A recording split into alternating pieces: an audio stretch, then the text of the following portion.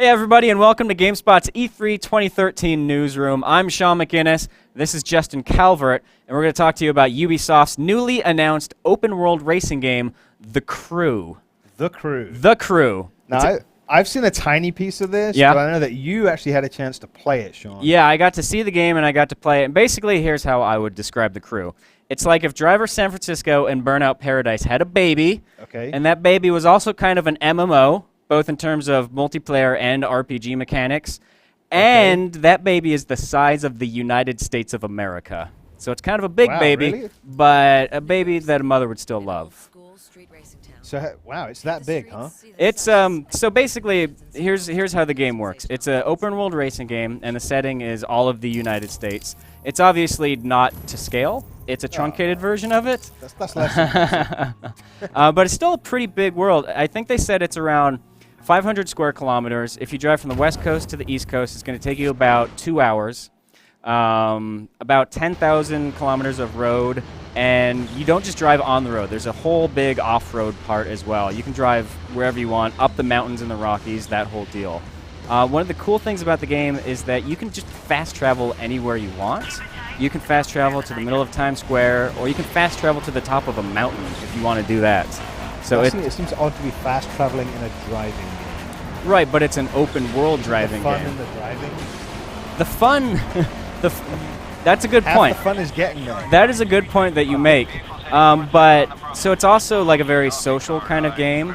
It's like an MMO in the sense that it surfaces other players nearby you if you happen to be in the same part of the world as a few other players. I think they said it's like you'll always see the 8 closest people who are also playing the game at the same time. So there's always some sort of like social aspect to it. You can run into other players, challenge them to a race, and that sort of thing. You can also see where your friends are in the whole map. So if you're just driving along a highway in Nevada, but you see that your friends are off having fun in the woods outside of Mount Rushmore, you'll be like, oh, that's cool. I'm going to fast travel over there and join those guys. And it's got like co-op races as well, and it's got what seems like a pretty deep customization system.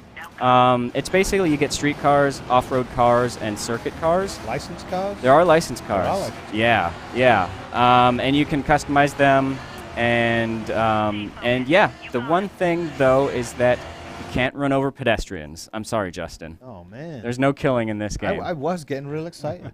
But yeah. I'm still excited. It sounds cool. So you mentioned MMO. Right. So I don't think you actually like see thousands of people at once. You only see those 8 people who are closest to you.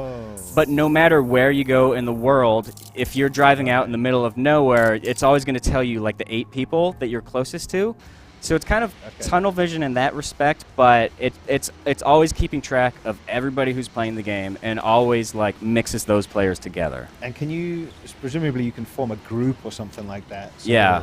So it's not just highlighting that, like it's highlighting your 8 friends rather than 8 random people. I'm not sure like how much you can filter that sort of thing, but you can definitely like pull up like where your friends happen to be and like jump straight to them, that sort of thing. Right.